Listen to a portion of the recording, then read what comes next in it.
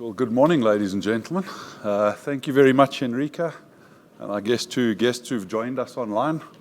Good morning to you too.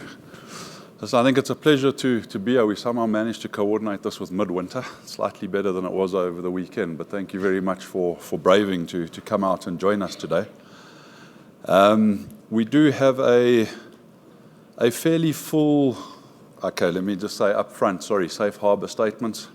We're probably going to have 2 days worth of forward-looking statements, so please have a look at that in your own time. But we do have a pretty full agenda for the next couple of days, or certainly for today. I think I'm very privileged to be joined by much of the team today. And listen, it is quite full. We are, as far as possible, going to try and stick to this agenda for those people, particularly online as well, who just want to join certain segments, to try and make that a bit easier. And you'll see what we have done is try and put Q&A sort of after a couple of presentations just before breaks to give us time. So please don't think if we're ending one presentation and jumping straight into another, there isn't an opportunity. We'll definitely do that. And in addition, of course, for anybody joining us on the trip this evening and tomorrow, plenty of time to engage with the whole team who will be available. So yeah, let's get into it. But thanks again and welcome. I think it's going to be a fun couple of days.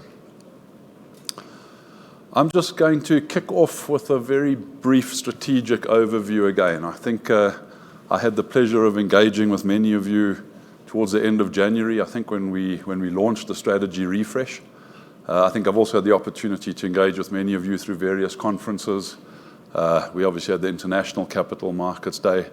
But just as a very high-level overview again, I think if I had to try and take the strategy we put together and try and simplify it on one page, this would be the refresh of what we put into an hour and a half in January.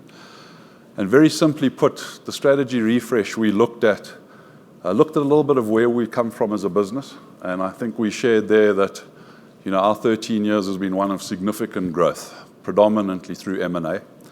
That growth was very necessary. If we hadn't have undertaken that growth, I think the little graph on the far left over there demonstrates it. We'd probably be sitting here today discussing how to responsibly close Sibanye-Stillwater. We would have been finished. The gold operations ran out of life starting last year to this year.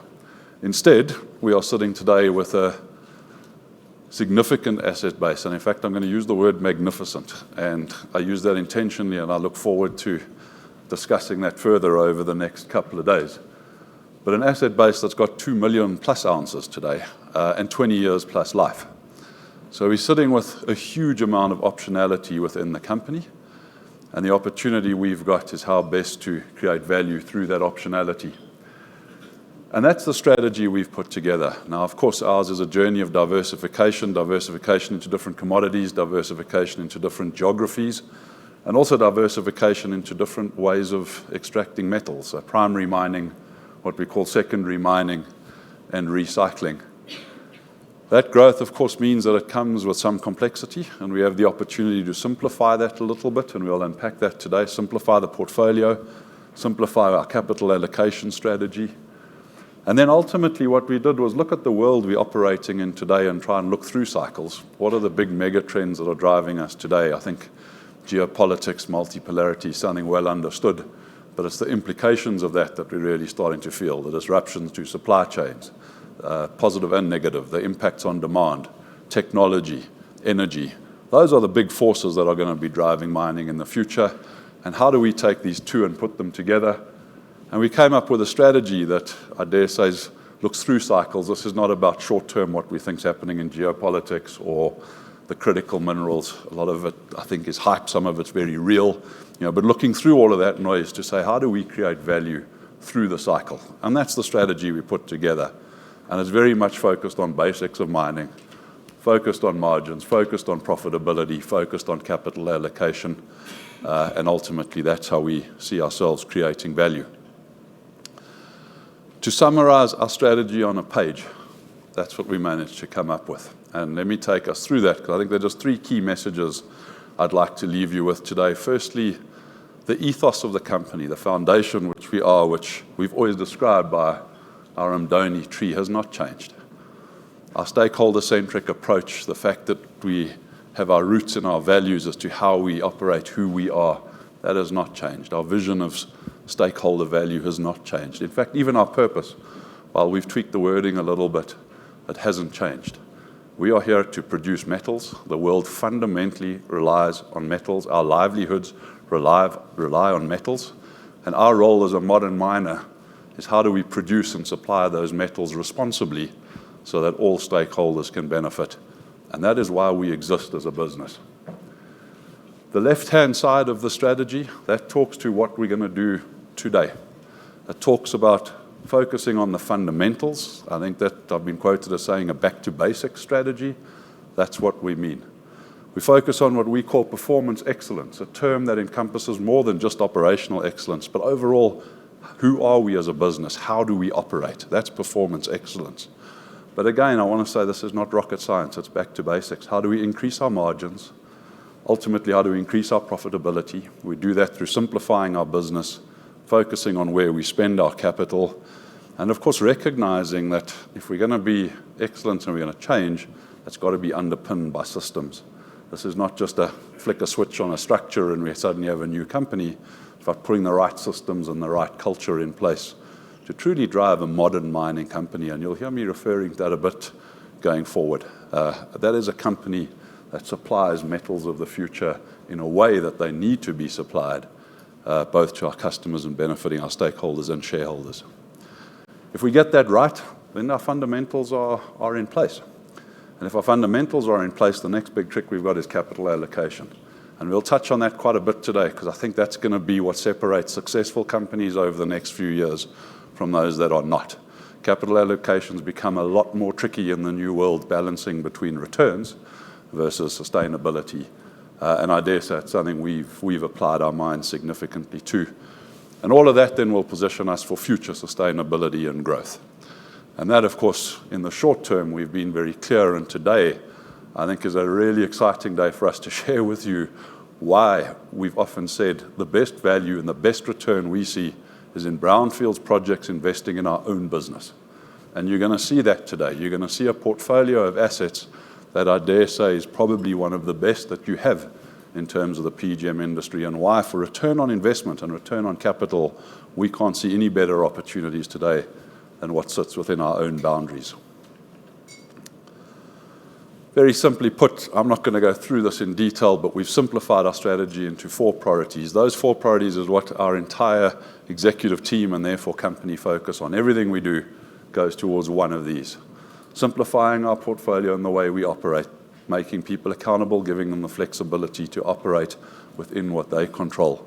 Performance excellence, and like I say, performance excellence for us is 4 pillars. Safety first, that's our number 1 priority, and we will touch on it. But safe production is and always will be number 1 for us. Operational excellence, I dare say that you'll hear in many other presentations as well. Cost, volume, grade, quality of production. I think most companies have got that. Resource optimization is a key one. That's probably one that I think for us is quite new, and one that I dare say the industry sometimes doesn't pay enough attention to. But it really talks to how do we optimally extract our resource. So it goes to mining methods, it goes to volumes, it goes to time, it goes to capital. How do we optimally extract our resource in a way that creates value? And what you're going to hear today, we've set up an entire team within our company now just focusing on that. Some of our best technical experts just focusing on that. And what you're going to see today is a strategy. You're going to hear about some projects. What I hope will come across and you will hear is that in putting that plan together, sequencing the projects the way we have, has been 3 years worth of work of looking at different options to give us max flexibility, to leverage the assets we have, to look at the capital spend. All of these factors have gone into one big pot to maximize value from these assets. It's not just spreadsheet exercises. That is resource optimization. Embedding sustainability, that's who we are as a business. Modern mining companies are not extractive businesses. If we just think about our business as being how do we extract metals as quickly and as cheaply as possible, we are going to die. That is the old way of mining. We are more than an extractive business. It's the contribution we make to society that matters significantly in a modern mining business, and you'll hear Melanie unpacking how we think about that going forward. Just to introduce the team very briefly, as part of our simplification, we split our business. Our focus is on operations. We've got our international operations. Charles Carter looks after those. I think for those who are on our International Capital Markets Day would have met Charles and his team. Today we focus purely on the South African operations. Richard and the team is here. They will largely take us through it today, and that's the business we'll be running through today. We're going to look at two big businesses and just to introduce them. So we've got our South African PGM operations and our South African gold operations. We've essentially said there are 5 core businesses in the company we're focusing on today. South African PGM, South African gold, US PGMs, US recycling, and Keliber lithium. So the other 3 we touched on in International Capital Markets Day. Today we'll be touching on these. And I am going to make a bold statement, which I said earlier, I'm going to make it again. And at the end of today, listen, I'd be happy to unpack this further once you've heard what you've heard. But the set of PGM assets that you see on this screen, if you gave me an option to have any portfolio of PGM assets in the world, this is the one I would take without a doubt. Of course, there are individual assets that are great here and there. But this suite of assets gives us the optionality to look at how to build a long-term 30, 40-year PGM business. We've got optionality to look at size. We've got optionality to look at scale. We've got optionality to look at timing. We've got optionality to look at mining method, and we've got optionality to look at different ore bodies. There's no other PGM business in the world that has that kind of optionality, which when you're facing the market we're facing today, where we're pretty certain on what's going to happen for the next 10 years, beyond that's a bit of a question mark. It could be stable. It could go down a little bit, structural changes with vehicles. It could significantly ramp up as we find new demand. To have that level of flexibility to be able to deliver into that market wherever it changes is unique. And I think you're going to see that today. One of the reasons it's not well understood is when we bought these assets, we intentionally we bought 3 different companies, Lonmin, Rustenburg, Aquarius at the time. We intentionally targeted contiguous resources, and we did that for 2 reasons. Number one, we saw that we could realize costs through operational synergies and savings, something we had learned in the gold operations for many years. But 2, by dropping mine boundaries, you could reimagine resource extraction. So when we talk about resource optimization, by dropping mine boundaries, you could tackle that. We've only done the first step so far. And in doing that first step, we've been able to realize almost 3 billion rand savings per year. That's been banked. That's by putting these 3 together. I think it's well known what these operations have returned for us. I mean, more than 7.5 times what we paid for them is what we've got back from them, just through that. But when we bought them and went out with our profile at the time, I think we were quite clear that that is what we justified the acquisition of these 3 on, was just on that life of mine, just on those synergies. We'd not yet unpacked the value of dropping mine boundaries.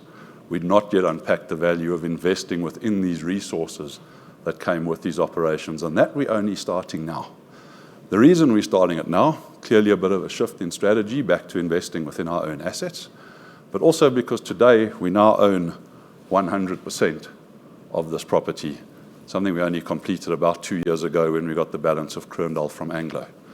You are going to see how, by dropping a simple mine boundary across there, assets like Bambanani and Siphumelele, which were due to close within the next 2 years, significant mines, due to close within the next 2 years. In fact, now, through to 2027, are going to have plus 10, 15 years and unlock hundreds of thousands of resources that were previously sterilized, that could not be mined by Aquarius, could not be mined by Anglo.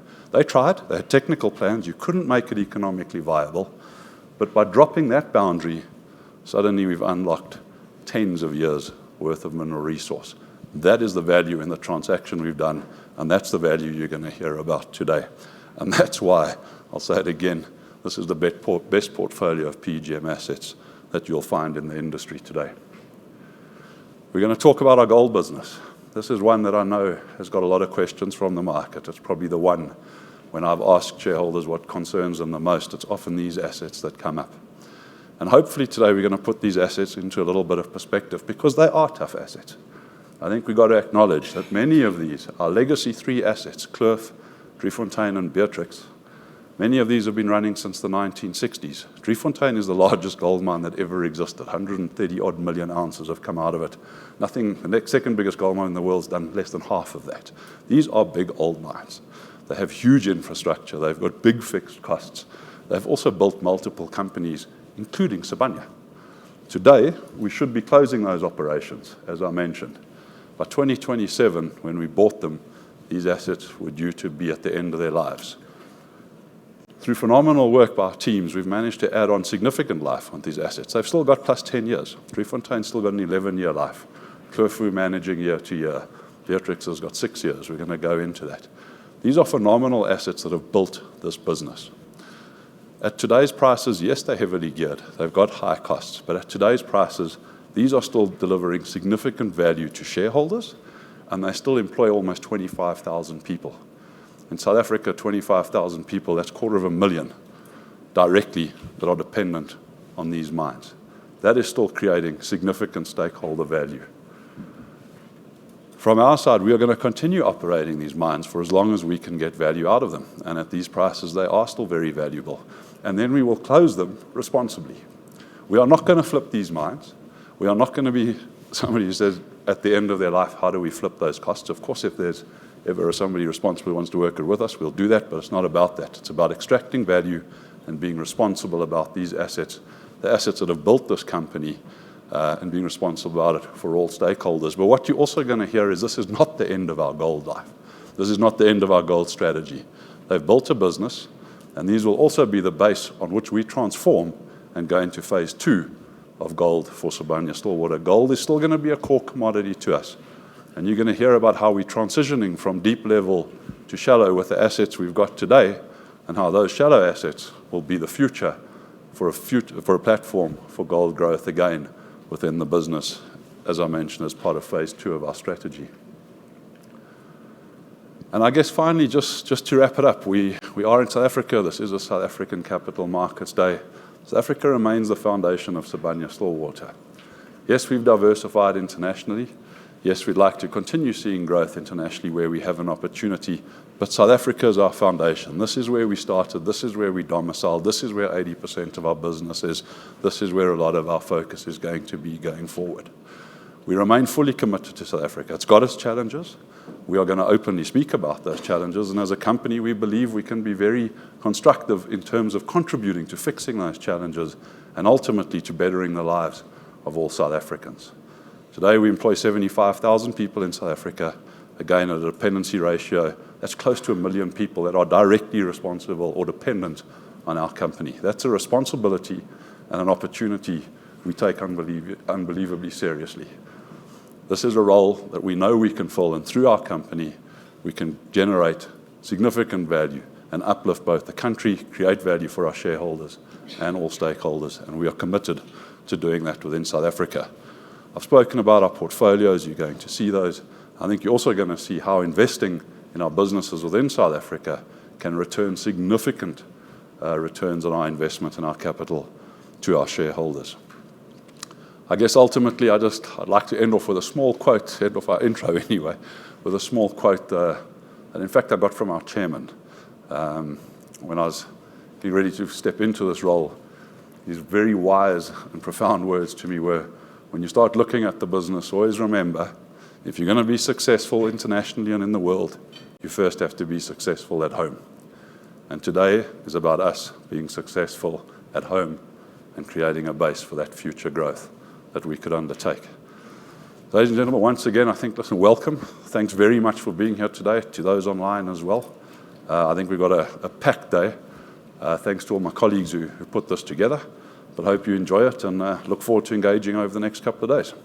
So thank you very much. I think with that, we will just get a brief update on our thinking around markets. Obviously, that underpins a lot of our strategy and thinking from Kleantha. So Kleantha, thanks very much.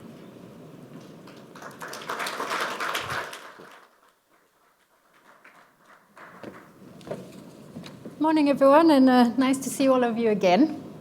I'm just going to cover off macros and short-term pricing first, and then move into our sort of longer-term outlook on PGMs. And then what I'm finding quite exciting, we're also going to talk about chrome today, which we don't do very often. So broader than just the war on Iran, there have also been the impact of various tariffs from the US in 2025. And that is really now playing out in the macros and impacting on inflation. The closure of the strait impacted the availability of crude for about 4 months. There was a 15% reduction in crude oil. But quite a few other industries were also impacted. That included semiconductors, food and fertilizers, auto manufacturers, and copper and nickel producers. And that was largely because of the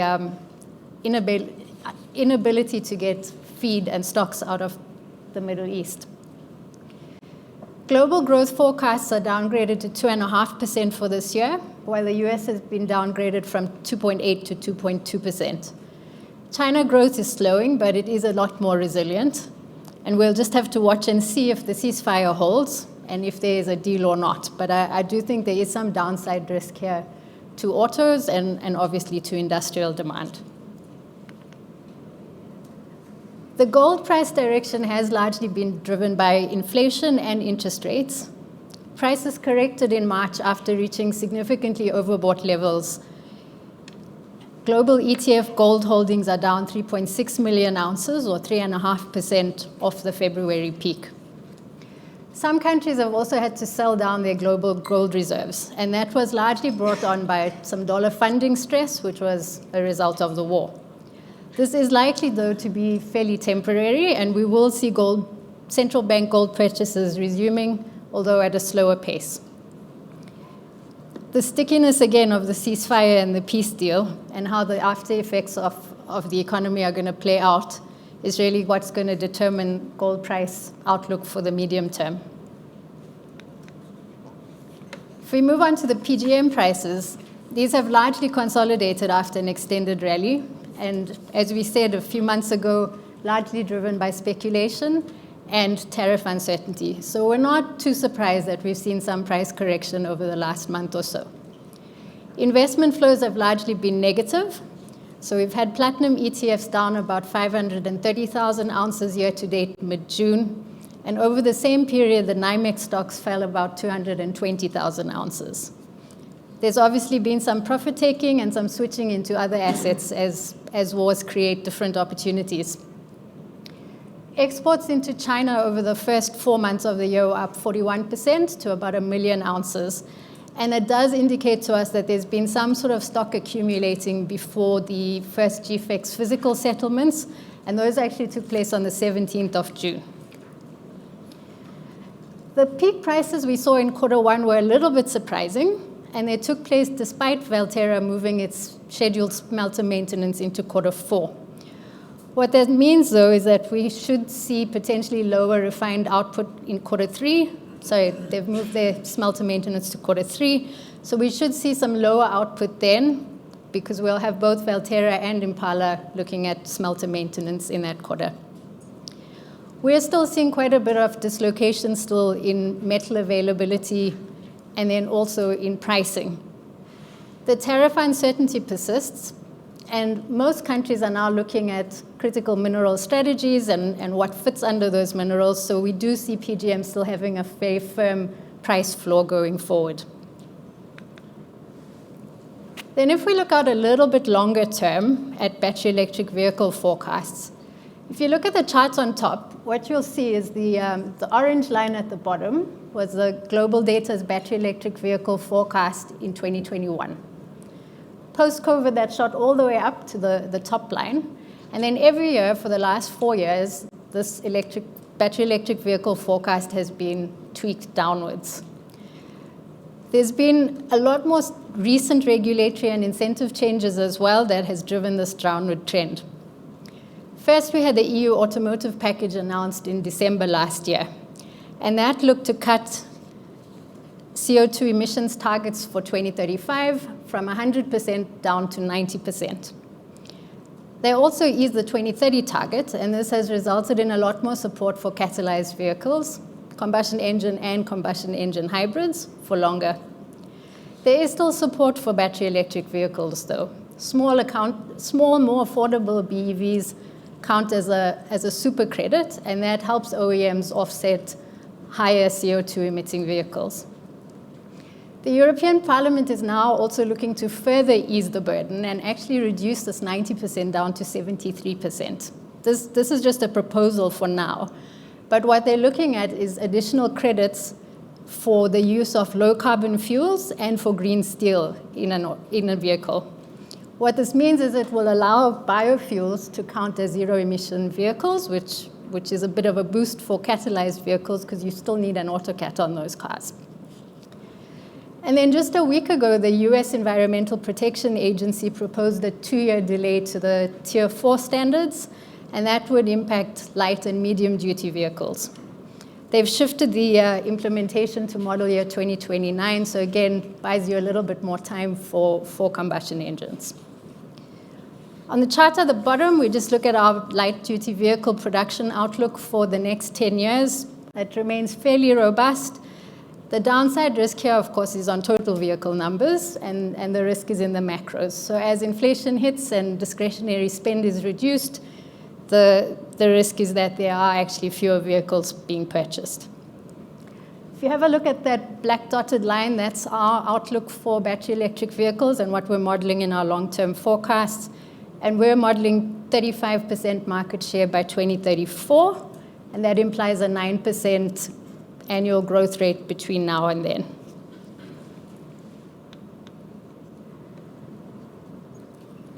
Let's talk recycling. There's been a lot of discussion about this since Platinum Week and a lot of very big numbers being put out in May. Our view hasn't changed, and it does differ from some of these numbers.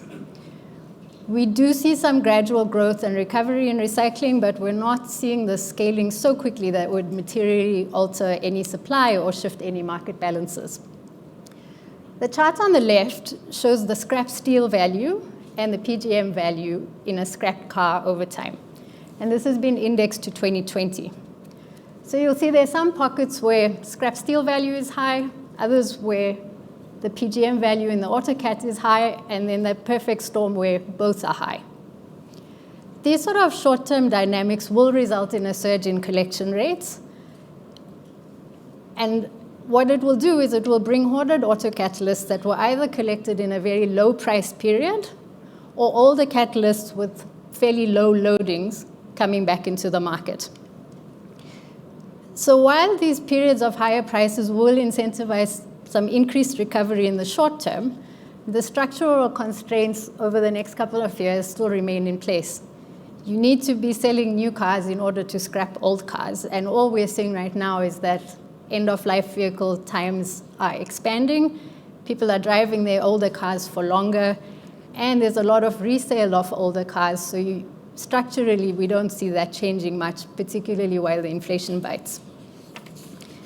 The chart on the right actually just shows how we think about modeling this going forward. So the gray bars are your actual 3E recycled metal that has come back to market in that year.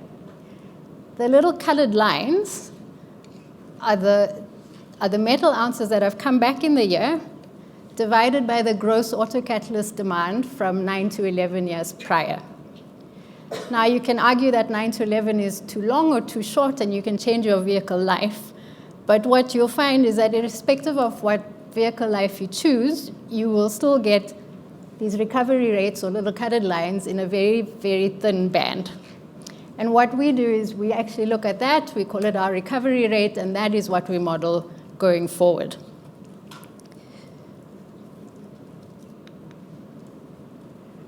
So if we shift then into what we're seeing medium term on our 3E, primary supply is forecast to decline. For platinum, we were looking at about 6.2 million ounces a year in 2019, and we see that moving down to 4.7 million ounces 2034. This really just reflects the underinvestment in South African supply, and that is because of the challenges that we navigate in South Africa, including cost inflation, crime, water, and other challenges on the operational side. The decline in palladium supply or primary supply from 6.9 million ounces in 2019 to 5.6 million ounces in 2034 is somewhat slower than it is for platinum, and that's because we've got Platreef coming online as well as some Russian expansion in the next 10 years. You'll see we show a market view and a house view, and our house view includes a couple of assumptions.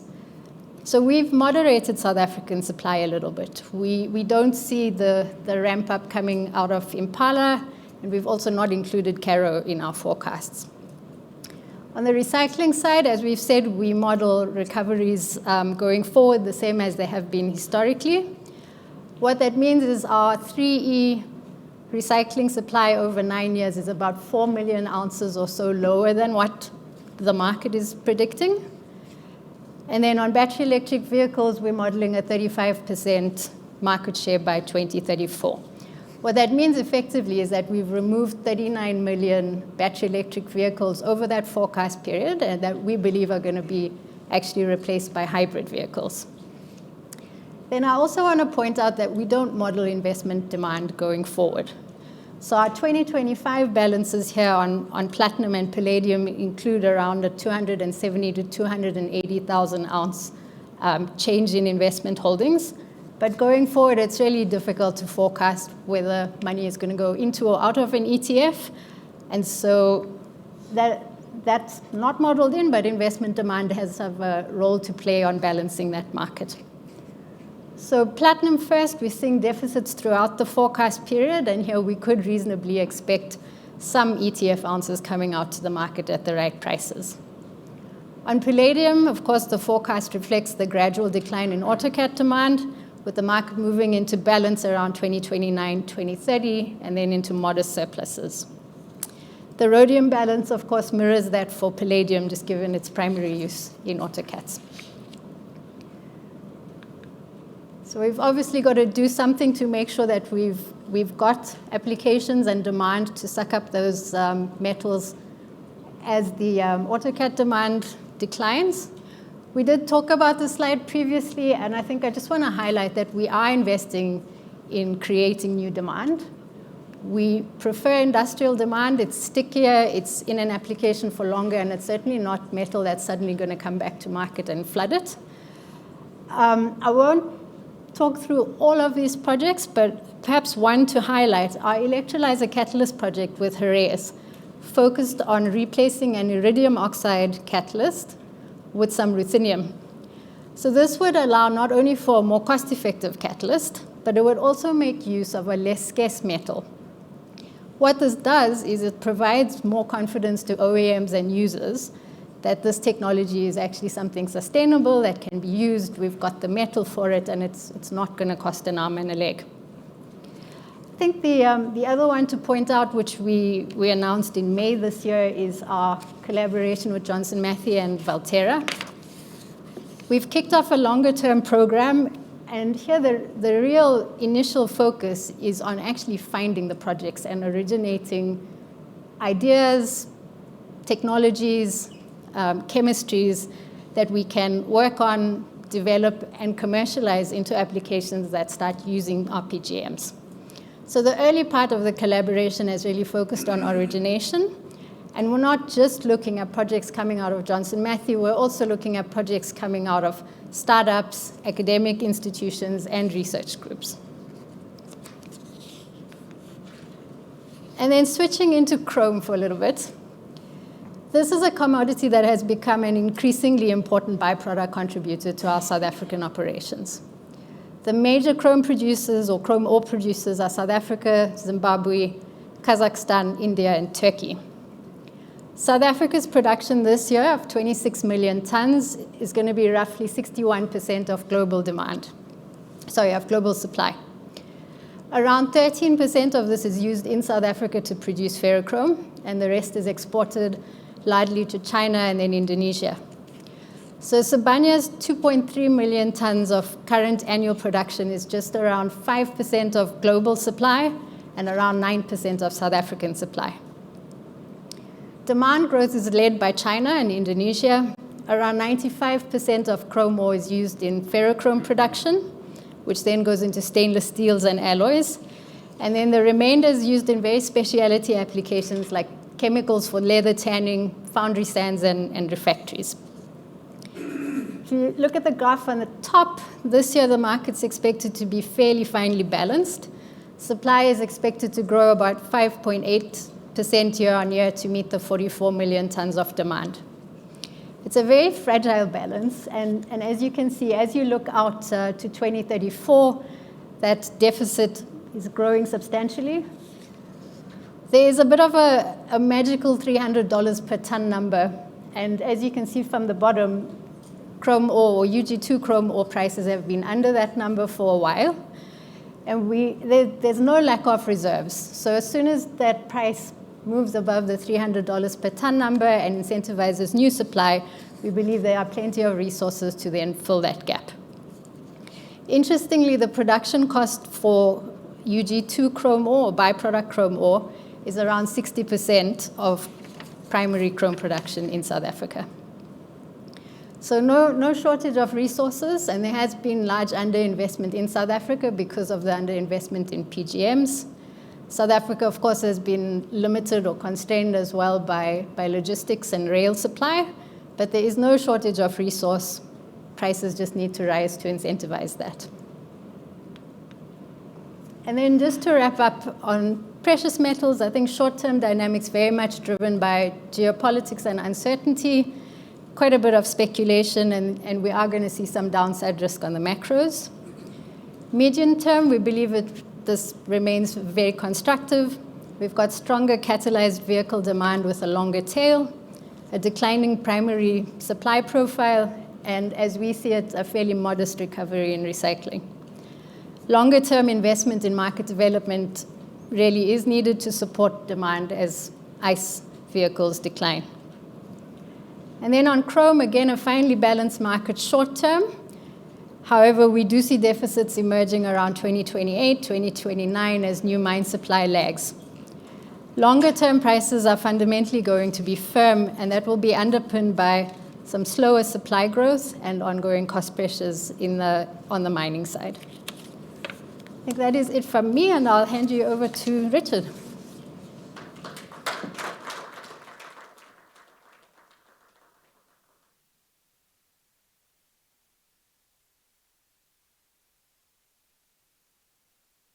Good morning, everybody. We're very excited to have you for the next 2 days.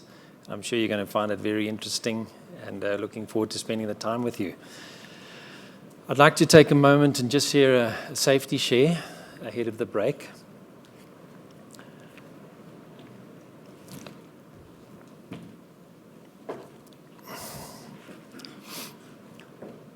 So I think it's quite fitting to start with what does safety mean to us? Safety on its own, safety part of something much larger. It's very much part of performance excellence, and Rich alluded to what performance excellence is to us. It's quite a holistic concept and embodies 4 major components. It's a promise about safe production. It's a promise about operational excellence, resource optimization, and embedding sustainability. I can talk about our safety as an absolute #1 priority, but in reality, safety or strategy becomes real on the front line. Safety becomes real for the 70,000 staff that take to the operations on a daily basis. And that's how together, with these assets that we're going to share with you over the next 2 days, delivering the promise of going home safely every shift. So it's a deeply personal mission. It hasn't been the legacy of South Africa operations. But fundamentally, over the assets we're going to share with you over the next 2 days, it's absolutely real that we can mine these assets fatal-free. Safe, profitable, and in a fatal-free manner. Safety is our key priority. The team has come up with a fatal elimination program that's homegrown. We developed this. We're executing this on the front line. It's got 8 key pillars that we've developed and are implementing. Very important group alignment. It takes all of us, not some of us. And that needed alignment of leadership, and it's a shared priority. It's in all our common interest to mine in a safe manner, to mine in a fatal manner. Per operation, working with the individual vice presidents to look at the tasks on each operation and understand deeply what are the risk factors in those operations. That ultimately, guidance from the group is 18 group minimum standards. But as I've said, that becomes real on the front line. It needs to be interpreted and ultimately owned by colleagues in the working places. And what does that mean? That means a fundamental understanding of all the staff to what are the critical controls for every task and how to execute tasks in a safe manner. I've spoken about a very deep personal commitment. Absolutely everybody who works in the South African operations is fundamentally compelled to driving fatal-free outcomes. Everybody has got a duty to stand in the way and block the pathway to death. Now, what does that mean? That means if the working place is not safe or the tools are not available, without hesitation, we stop. Obviously, that hasn't been the history of where we've come from, so do a proper gap analysis, and then on an individual basis, do the fatal elimination and risk reduction steps. This is borne about in the chart on the right-hand side, and it is a first step, and we're very interested to understand who stops operations. What are the conditions that would result in a stoppage?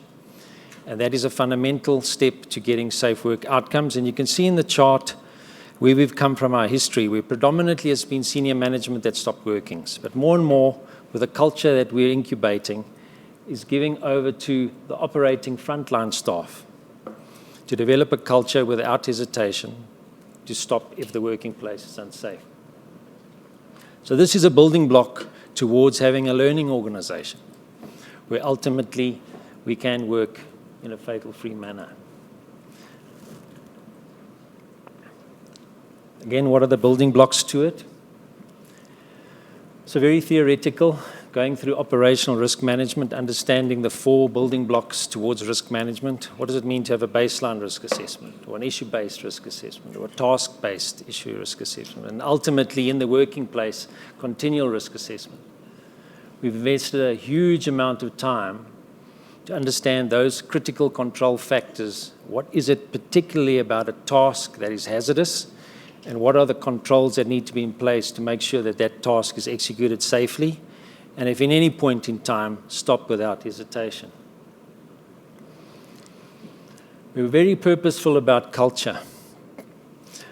We believe we can influence culture on the front line. We believe that working together with everybody and using ways of working that have been different to the way we probably came into the industry. What does it mean to create a safe working environment? What does it mean to have psychological safety in a working relationship with your supervisor? Moving towards coaching rather than hierarchical instruction. Empowering, enabling teams to deliver consistent performance with aligned mindsets and behaviors, which ultimately has to come from a learning organization. Because that's not the industry we've come into, and that is the industry we are creating. For us, safety is not necessarily just a target we chase, but ultimately it's the way that we want to lead. We want to lead in a fatal-free manner. We went the first quarter in 2026 fatal-free. It was a critical milestone where we demonstrated that for 5 months we can manage these operations with 70,000 staff fatal-free. Every fatal incident that we investigate, absolutely all fatals are preventable. We're quite encouraged by our lagging indicators. I remember looking at the challenge when we sort of tried to foresee the possibility of working with a TRIFR rate below 4, and sustainably how we've got there, all of us, or working with a serious injury frequency rate below 2. And we're there now, and we're going to continue with this journey and continue to add many more demonstrations that we're able to mine in a fatal-free manner. So thank you very much. That was a safety share. Welcome to ask questions, and then we'll follow with a break. Thank you.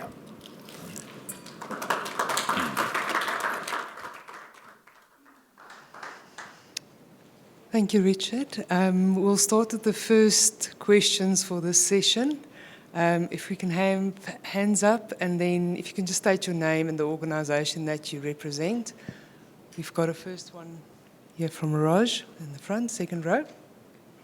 Thanks.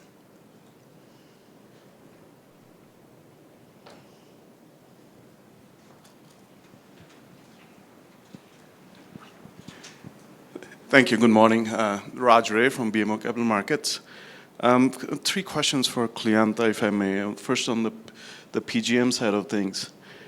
Can you touch upon jewelry demand and what that means for the PGM sector? I mean, one of the few things that came out of the Platinum Week was that 12, 18 months ago, there was a lot of push for jewelry, and that seems to have gone away. And in China in particular, it's a lot of inventory that's sitting with the jewelers.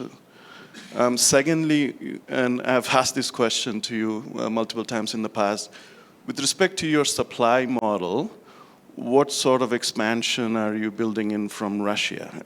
If you go back to 2019, they had a target of going from 19 million tons per annum to 30. Where do you sit in your supply model? And then on the chrome, you made a comment about prices need to rise to incentivize more supply. What's the incentive price for chrome that you feel will do that? Thank you. Sure. Thanks, Raj. Let's do the jewelry one first. So fully agreed with you. When the gold prices were so high. Oh, sorry. Sure. Yeah. When the gold prices rose so massively at the beginning of the year, manufacturers in China switched out of gold into platinum, much cheaper to hold that inventory. I think you're completely right. We didn't see that actually translating into retail sales, and so a lot of that is actually going back now and will be recycled. So I'd agree with you on that. On the chrome question, yeah, interesting one, right? Because you've got this massive cost differential in mining UG2 chrome versus mining primary chrome. The numbers we're seeing are probably around the 300 to 350 would probably incentivize at least UG2, probably won't incentivize primary chrome. I'm sorry, I've completely lost your last question. Oh, the Russian supply. Raj, let me come back to you, but I do have a number on that, and I'll pull it out of a model for you. But we are seeing that supply keeps being delayed because of the issues that Russia's facing around capital and cost. Hi, it's Arnold van Graan from Nedbank. Two questions. First one for Kleantha. Kleantha, at Platinum Week, there was lots of talk about this initiative to create market demand, and you were about to announce or sign a deal with a third contributor to that, and it sounded like it was imminent. I haven't seen that announcement yet. I'm talking about the Johnson Matthey, Valterra, and yourselves. Are you saving that for Platinum Week Shanghai, or what's happening there? Well, I'll let that third party save it for you, but it should be soon.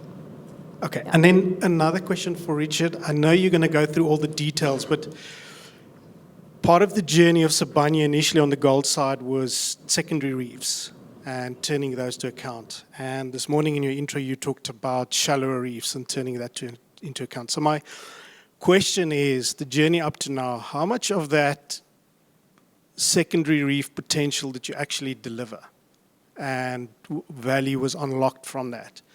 And how much of that was just the gold price? So I'm just trying to get a sense of, okay, that's what you said you were going to do 10 years ago, 15 years ago, yep. And now you've got, I don't know whether it's the same strategy or slightly different. I just want to get a sense of the delivery on that.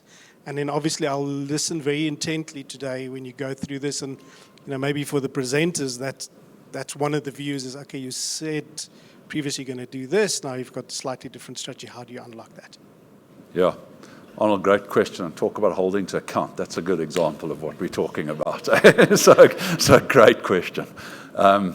So let me answer it like this. So those secondary reefs, and let me refer to the legacy assets. So when we talk about going shallower now, you're going to hear us Burnstone at surface.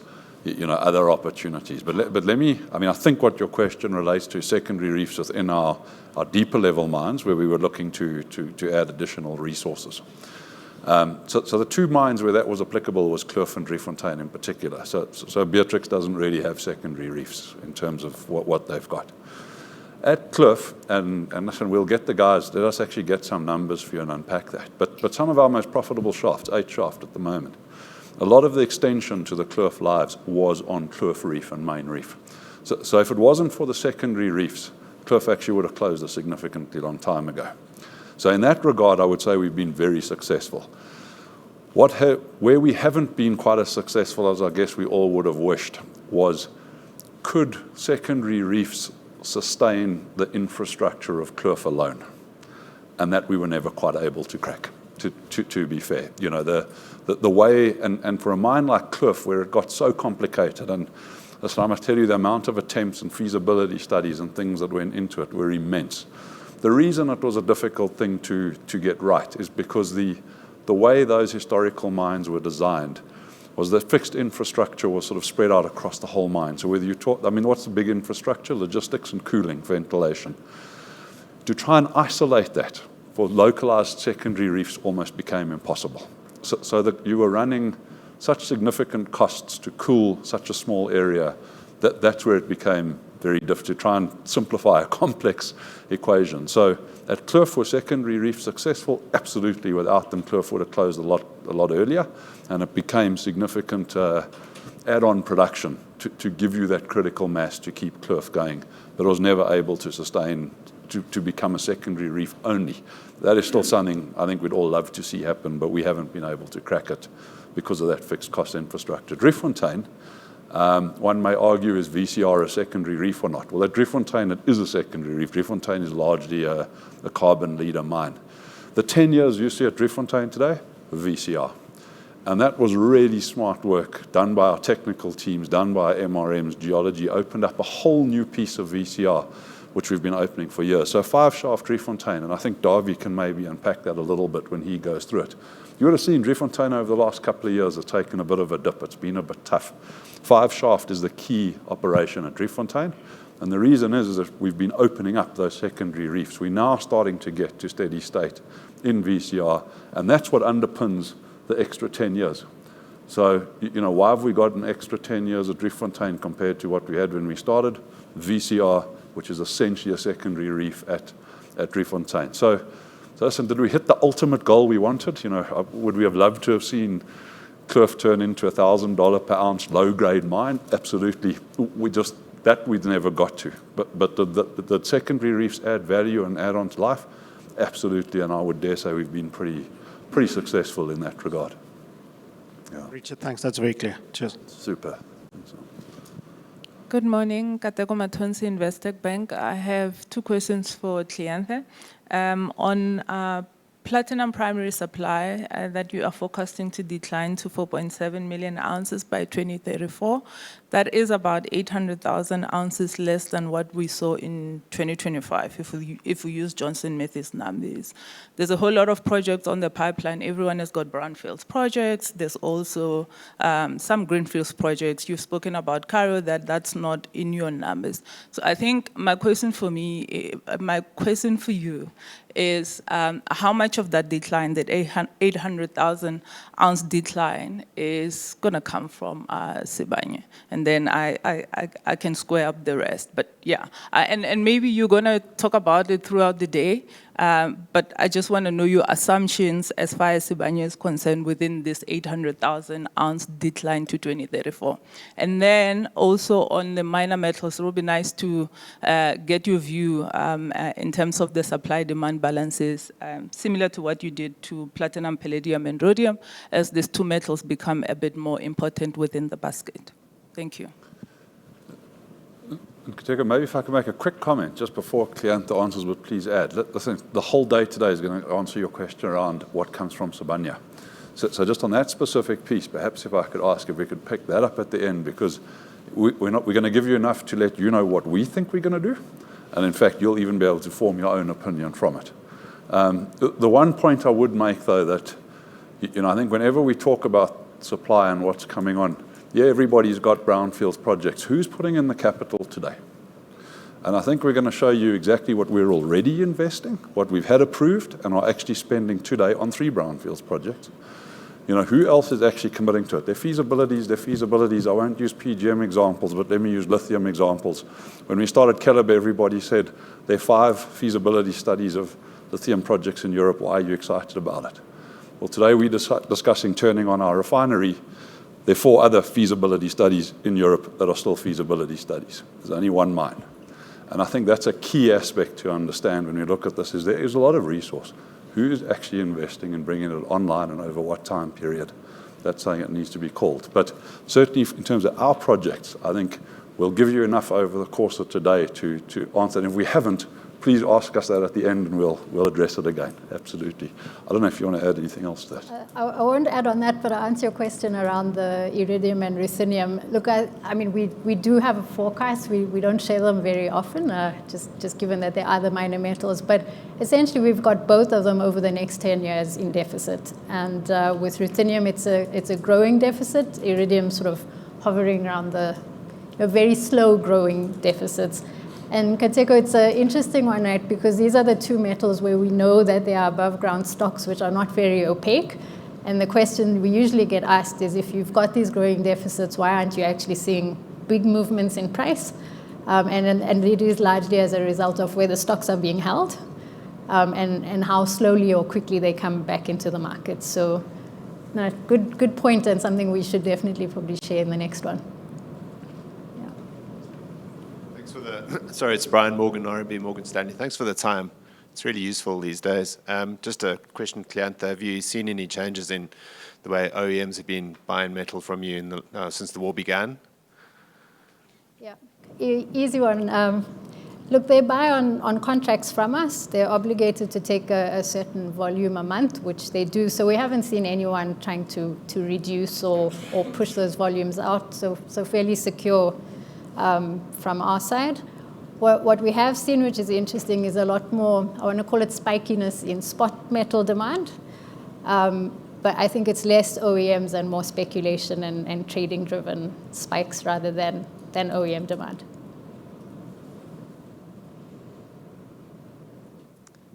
Perfect. Then from the webcast, we've got Sashi from Citi. Have you recently witnessed platinum buying by central banks? Good question. We haven't seen anything specifically. We have had many questions in the past around, why aren't you pushing platinum as a reserve currency or as a reserve asset? It's a very difficult thing to do because you need literally global sort of agreement on this, and it's also an asset that comes from a very specific part of the world that's not as well traded as gold. It doesn't come from as many different diverse locations. So I have no doubt central banks are buying some platinum, but I don't see it becoming a reserve like gold or dollar or renminbi is. Yeah. Perfect. Thank you very much. This concludes the first session. So we've got a 10-minute leg stretch and we'll be back 10 past the hour. Thank you very much.